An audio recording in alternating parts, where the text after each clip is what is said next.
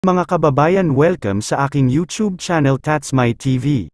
May mga katanungan si President Marcos Jr. kaugnay sa secret agreement di umano ni former President Rodrigo Duterte sa China tungkol sa Ayungin Shoal, kaya naman handa siyang makipag-usap sa dating Pangulo upang matalakay ito. Hito't pakinggan natin ang pahayag ng ating Pangulo.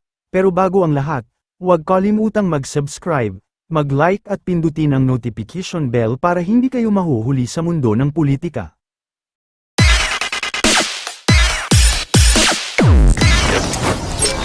Now, with the confirmation of the Chinese embassy, we now know that there was a secret agreement.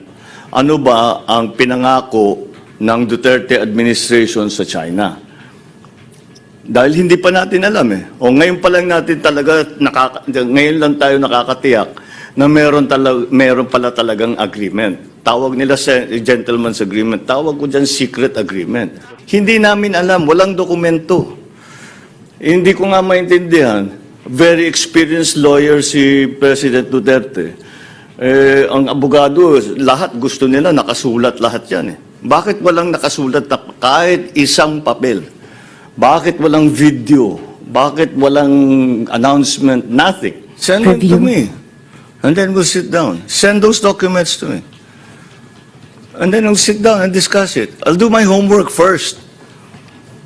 That's the way I work. I read all the material first, so that when I'm actually in the meeting conference, I can ask intelligent questions. So send me the material personally to me. Hindi wag na sa DOJ, sa DFA, wag na sa akin. Padala niya sa akin. Marami kaming common na kaibigan. Send them to me. Pag-aralan ko, then pag-usap kami kung gusto niya. It should be known by all the local officials. It should be known by everyone. Because if that way, you're accountable. If it's a bad decision, you're accountable. Sasabihin, mali yung ginawa ninyo. Di ba? Ano yung tinatago mo? Bakit hindi nyo ba't di nyo sinabi? What are you hiding? Why was it secret? No? As the NSC. We've talked about it. And hindi siya kasama sa usapan He was part of the cabinet, but he wasn't part of the discussion. So he said that he had some vague knowledge that of course that we were talking to China. Yeah, I saw that. You know, to be a crybaby, you have to cry. Did you see me cry? I don't pay any attention to that. I really don't. That means absolutely nothing to me. And you know, again, the former president is a highly experienced lawyer.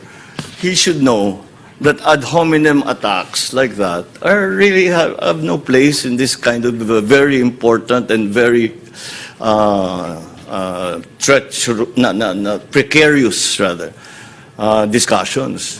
This is separate from any proposed or potential Chinese investments in the Philippines.